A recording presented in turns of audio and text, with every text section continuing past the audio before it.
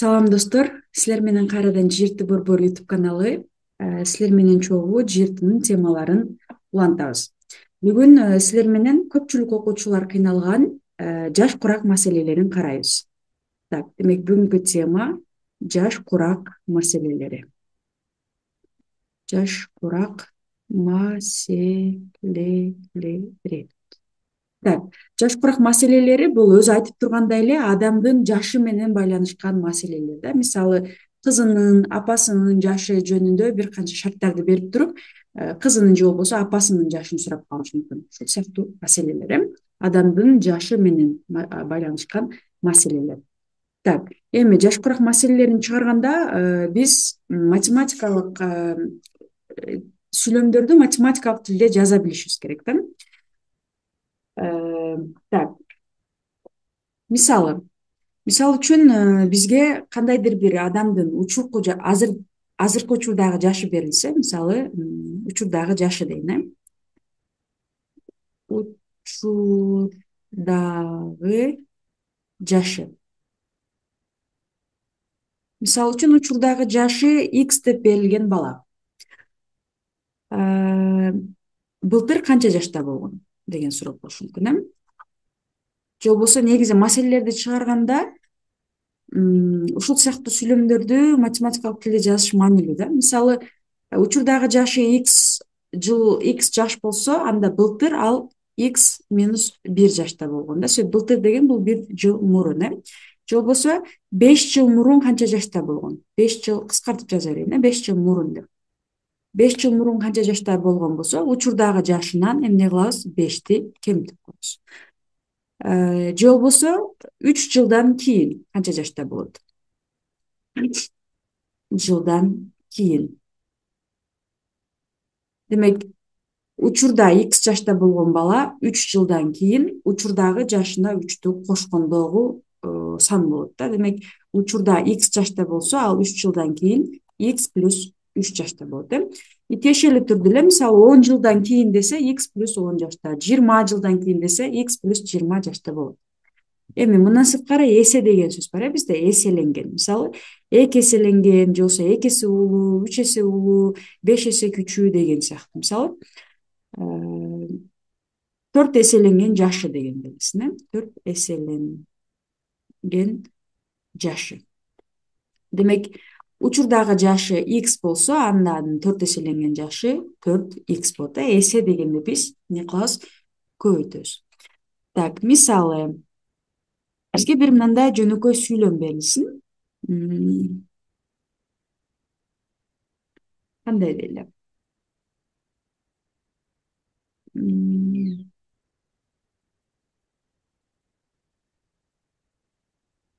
Арген 5 жылдан кийин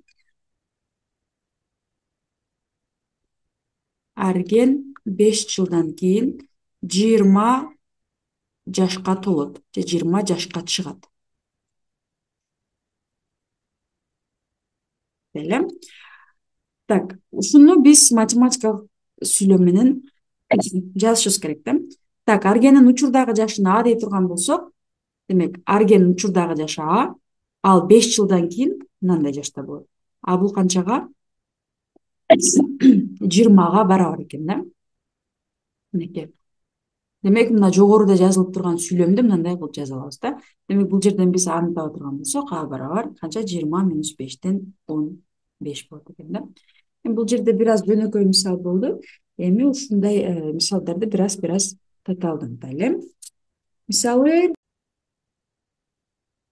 так, улантабыз, ушул сыяктуу эле, мисалы, мындай математикалык сүйлөмдөр берилиши мүмкүн да.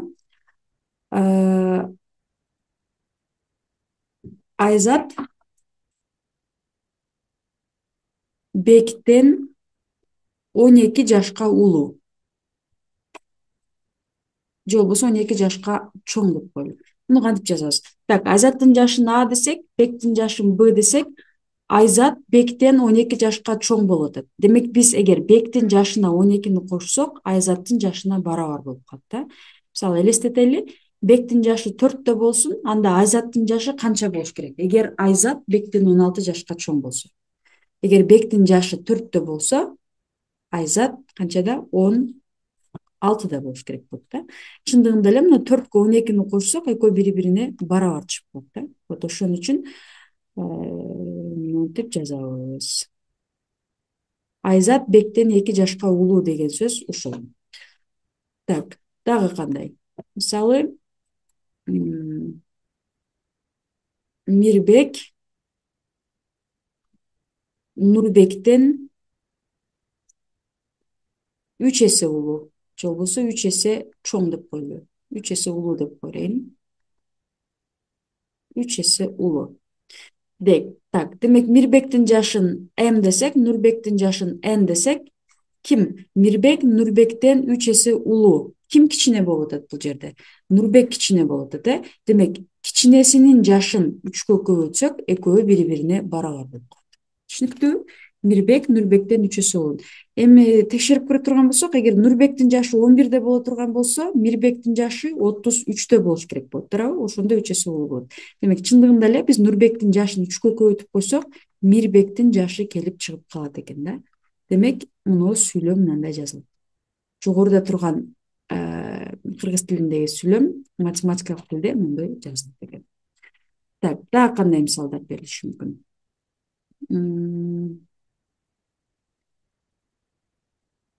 Мисалы, 3 эсе же 3 жыл же болбосо 5 жыл мурун деген сыяктуу маселелер берилип калат. Мисалы, айталы, ким?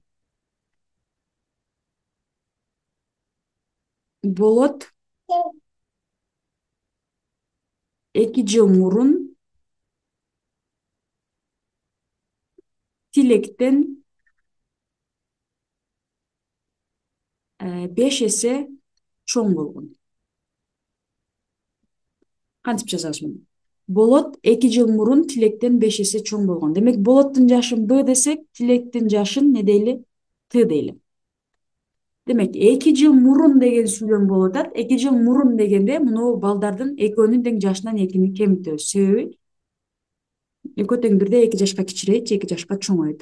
Так, демек 2 жыл мурун деген сүйлөмдү жаздык. Эми 5 эсе чоң дегени бар. Так, ким 5 эсе чоң болуп атат? Болот, Болот 5 эсе чоң болуп атат. Ким кичине болуп атат? Тилек кичине болуп атат. Демек, кичиненин жашын 5ке көбөйтсөк, экөө бири-бирине барабар. Демек, мына Болот 2 жыл мурун Тилектен 5 эсе чоң деген сүйлөм мынтип жазылат экен. Б минус 2 барабар 5 кашанын ичинде Т минус 2. Мына жерде кашыгалуу сөзсүз маанилүү. Мына 5 2ге дагы Тга дагы көбөйтүлүшү керек. Так, дагы бир мисал.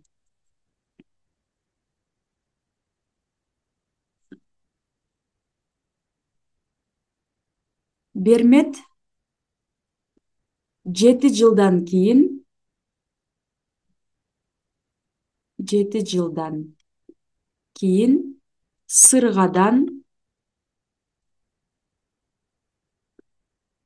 3 эсе кичүү болот. 3 эсе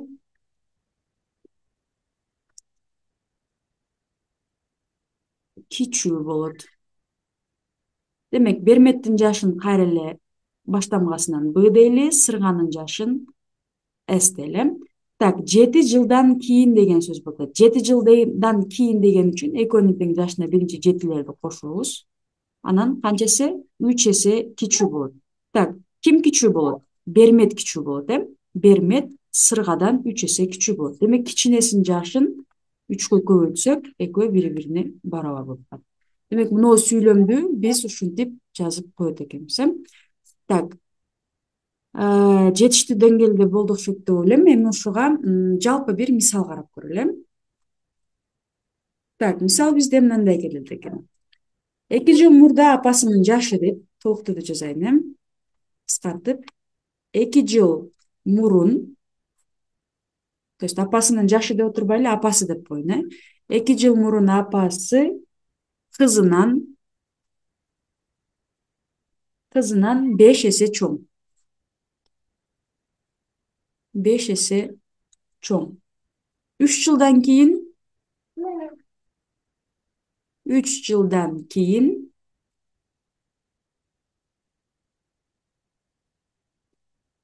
апасы кызынан 3 эсе чоң. Жашы кызынан 3 эсе чоң. Апасы жана кызы канча жашта деген мисал болсун. Мисалы апасы суроо, анан кызы суроо деп коеюн кыскартып, кыздардын жашы. Так, демек карайбыз, бул жерде апасы жана кызы жөнүндө сөз болот эди. То есть бизде А жана К жөнүндө сөз болот. Демек апасынын жашын А дейли, кызынын жашын К дейли. Биринчи сүйлөмдү карайм. 2 жыл мурун дейт. 2 жыл мурун десе, демек экөөнүн жашынан тең, экини кемитебиз. Биринчи канча экен? Апасы кызынан 5 эсе чоң болот. То есть ким кичине болот? Бул жерде биз кичинесин көбөйтөбүз, ошон үчүн ким кичине экенин аныктайлы эле. Ал ким экен? Кыз экен. Кызы кичине болот апасынан. Канча? 5 эсе. Демек кызынын жашын 5ке көбөйтөбүз. Так, кийинки сүйлөмдү карайбыз. 3 жылдан кийин дейт. Демек 3 жылдан кийин деген үчүн кызынын жашына дагы, апасынын жашына дагы 3тү кошобуз. Так, апасы кызынан 3 эсе чоң. Ким кичине бул жерде? Кызы кичине. Демек кызынын жашын 3кө көбөйтөбүз. Барабар. Системага алабыз. Ушул системаны чыгарсак, биз апасы менен кызынын жашын аныктаган болобуз. Так, баштадык анда. Системаны чыгарыш үчүн эмне кылабыз? Муну биринчи жөнөкөйлөтүп алышыбыз керек. Так, биз жашкыраак маселелерин өтүп атканыбыз үчүн мына системаларды чыгарганды бир аз кыскартайын. Мындай кылам.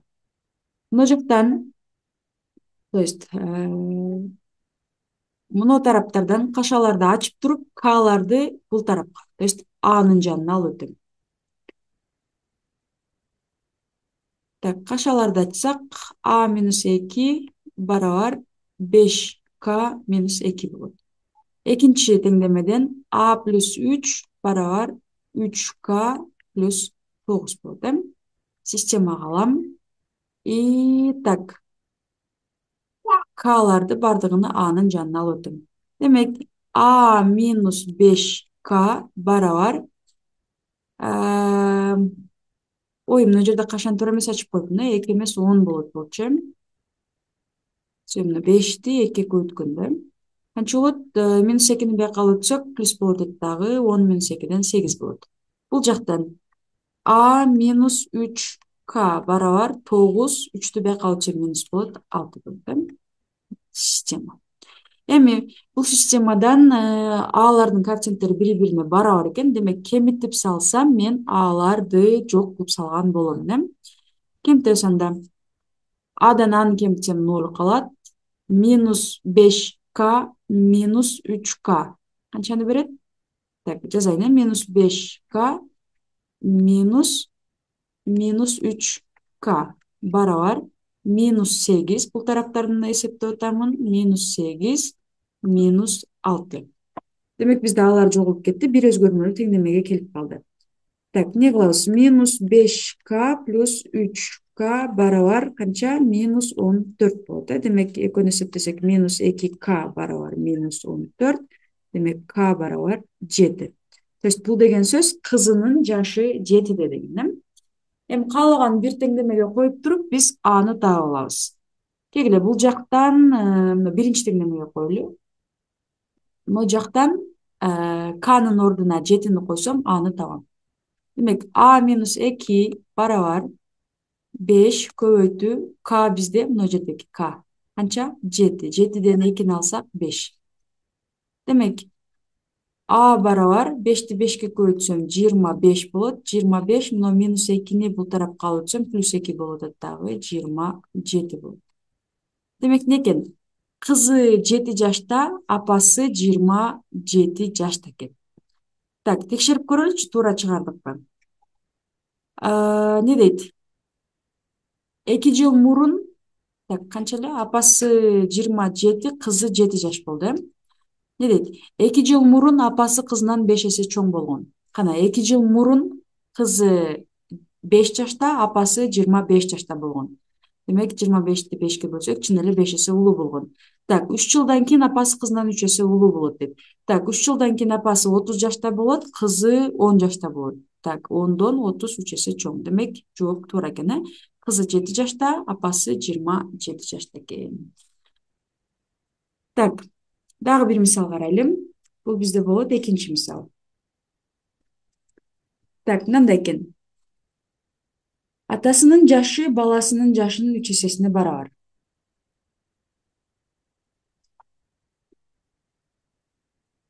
Жашы дегендерди кыскартып атасы деп эле коеюн. Атасы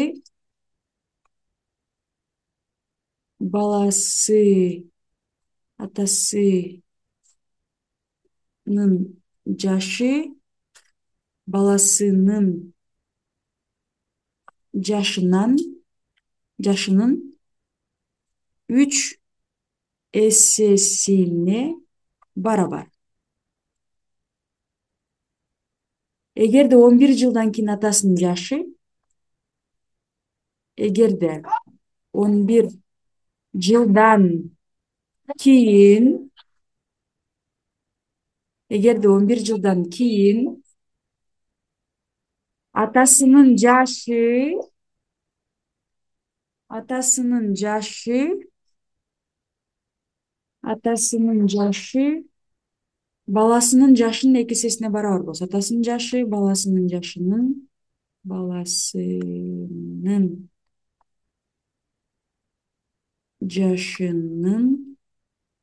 2 эсесине барабар болсо, 2 эсесине барабар болсо, анда атасы канчада? Так, шарт түшүнүктүү болду окшойт да баарыңарга. Атасынын жашы баласынын жашынын 3 эсесине барабар дейт. Эгерде 11 жылдан кийин атасынын жашы баласынын жашынын 2 эсесине барабар болсо, атасынын жашын тапкыла деген суроо экен, э? Так, баштадык. Карайлы, атасынын жашын А деп коелу жана баласынын жашын Б деп коелу, э? Так, эмне дейт? Атасынын жашы баласынын жашынын 3 эсесине барабар. Демек А барабар 3Б деп койсок болот, э? Бизде кичинеси баласы болуп атат. Демек баласынын жашын 3 көбөйтсөк, экөө бири-бирине барабар болот. Кийинки сүйлөм. Эгерде 11 жылдан кийин, демек 11 жылдан кийин болгон үчүн экөөнүн тең жашына 11ди кошобуз. Анан атасынын жашы баласынын жашынын 2 эсесине барабар. Демек ким кичине болуп атат? Баласы кичине болуп атат. Баласынын жашын 2ге көбөйтөбүз. Вот ушул системадан биз Аны табышыбыз керек экен, э? Так, баштадык анда. Мына жердеки Анын ордуна муну 3Бны койсок, бизде бир өзгөрмөлүү теңдемеге келип калат экен. Демек ошондой кылабыз. Муну Анын ордуна 3Бны коем. Демек 3Б кошулган 11 барабар бул жактан кашана ачам. Кашана ачсак канча болот? 2Б кошулган 22 болот. Так, Б'ларды бир тарапка чогултам. 3Б минус 2Б барабар канча? 22 минус 11. Демек 3Б'дан 2Б'ны алсак Б калат, 22ден 11ди алсак 11 калат. Демек баласы 11 жашта экен. Мына биринчи теңдемеге алып келип Б'ны коемун. Анда А барабар болот 3 көбөйтүү 11. То есть канча экен А? А 33 экен. Демек баласы 11 жашта, атасы 33 жашта экен, э? Так, текшерип көрсөк болобу? Баласы атасынан 3 эсе кичине экен, туура. 11 3 көбөйтсөк 33 болот. 11 жылдан кийин атасынын жашы баласынын жашынын 2 эсесине барабар. Так, 11 жылдан кийин баласы 22 жашта болот, атасы 44 жашта болот. Демек чындыгында эле 2 эсе улуу болот экен, э? Так, кийинки мисалды карайлы.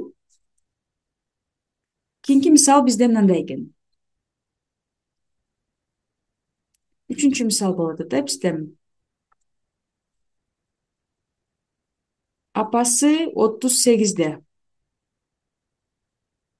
Жана 3 баласынын жаштарынын суммасы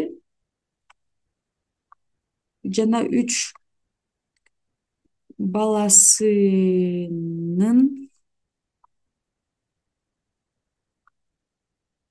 жаштарынын суммасы 14тө. Канча жылдан кийин апасынын жашы балдарынын жашынын суммасынан 2 эсе чоң болот? Так, канча жылда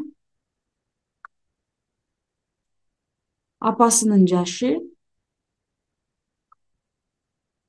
апасынын жашы, так, апасынын жашы, балдарынын жаштарынын суммасынан,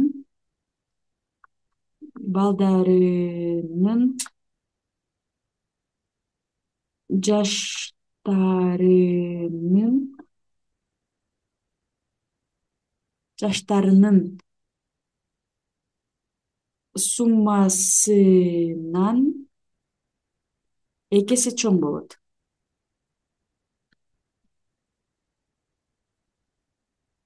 Так, демек шарттыда бир sıra карасак, апасы 38-де, апасы 38-де жана 3 баласынын жаштарынын суммасы 14-тө.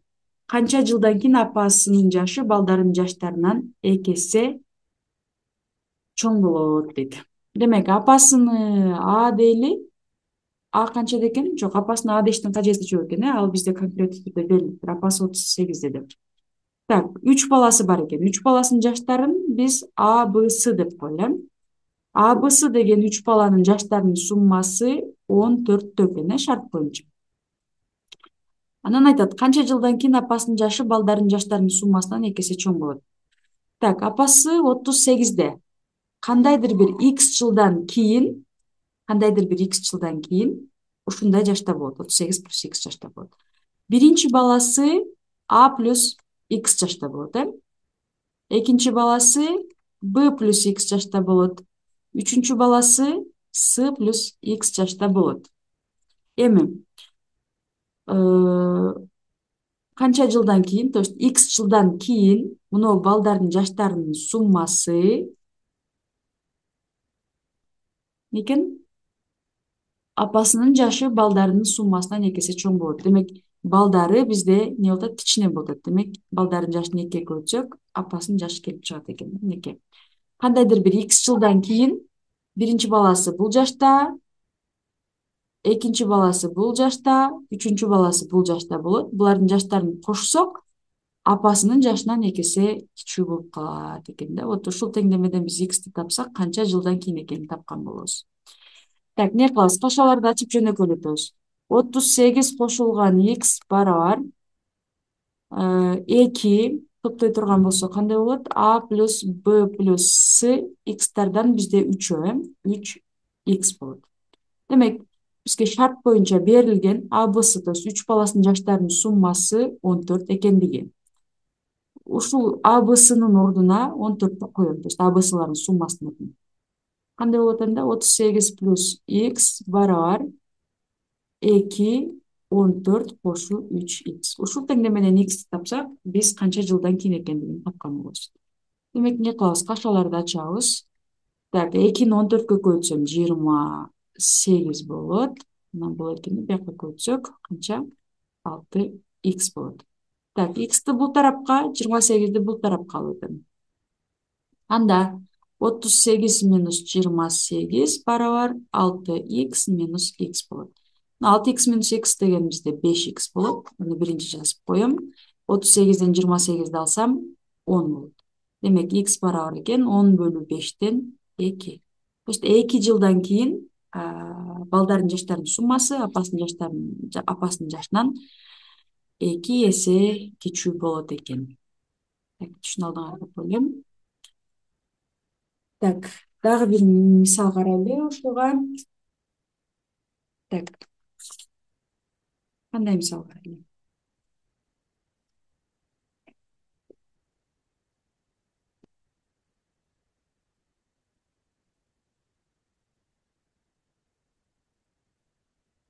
Так, бул бизде канчанчы мисал болот?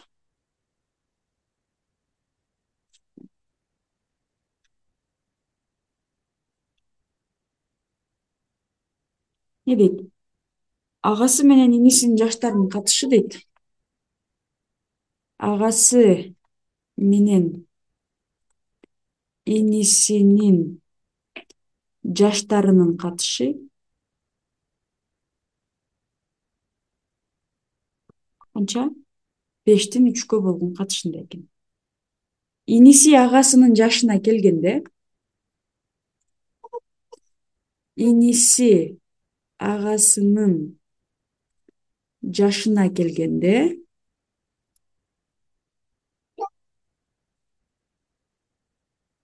алардын жаштарынын суммасы 48 дейт.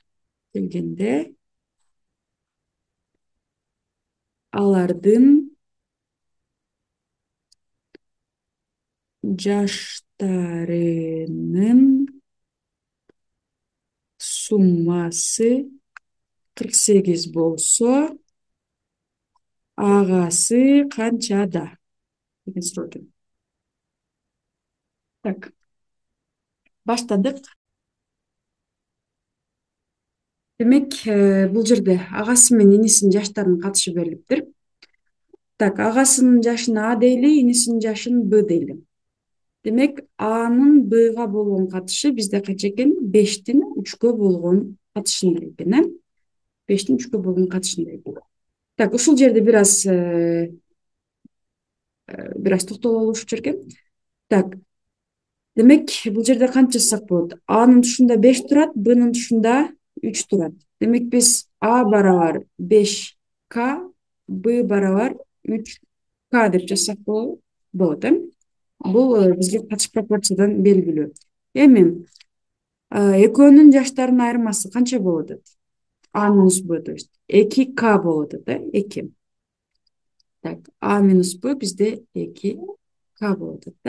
Демек, 2К деген жылда мына иниси агасынын жашына келет экен да. То есть биз мына 3Кга мына 2Кны кошсок 5К чыгат. Демек, 2К жылда, мына жерге жазып коеюн.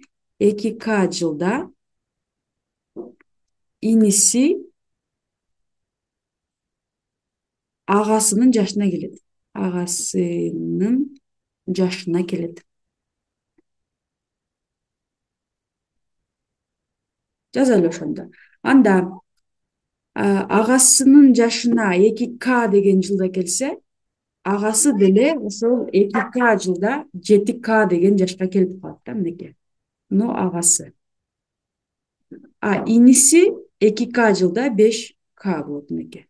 Демек, мына иниси агасынын жашына келди, агасы болсо ал мезгилде 7К деген жашка келди. Вот ушундай болгон учурда экөөнүн жаштарынын суммасы 48 экен. Иниси агасынын жашына келгенде алардын жаштарынын суммасы 48 дейт. Демек, ушул барабар экен 48ге. Ушул жерден Кны тапсак, биздин маселе дээрлик чыккан болот. Так, 5Кга 7Кны кошсок 12К болот. Бул 48ге барабар экен. Демек, К бизде 48 бөлүнгөн 12ден 4 болот. Так, эгер К бизде 4 боло турган болсо, көбөйтөбүз тиешелүү түрдө. Бизде агасы 5К болчу. Демек, агасы 5 көбөйтүп, мына Кнын ордуна мына 4тү коёмун. 5 көбөйтүп 4. Канча? 20 болот. Иниси 3К болчу. Демек, 3 мына Кнын ордуна мен мына 4тү коёмун. Канча болот? 12 болот. Демек, агасы 20 жашта, иниси 12 жашта экен. Текшерип көрөлү, агасы 20да, иниси 12де. Так, экөөнүн катышы 20 менен 12ни экөөнү тең 4кө кыскартып салсак 5 менен 3 калат туура. Иниси агасынын жашына келгенде, так, иниси агасынын жашына келгенде, то есть канча жылда? 8 жылда келет, бул 28 жашта болот. Так, иниси 8 жылдан кийин 20га чыгат, агасы ошол мезгилде 28 жашта болот. Анда экөөнүн кошсок 48 чыгат экен. Демек, маселени туура чыгарыпбыз. Агасын сураган, бизде жооп 20 экен. Так, достор, ушуну менен бүгүнкү сабакты жыйынтыктадык. Эгер бүгүнкү сабак силерге пайдалуу болгон болсо, мага жакты белгисин басып, досторуңар менен бөлүшүп койсоңор болот. Саламатта калгыла, кийинки сабактардан жолугушканча.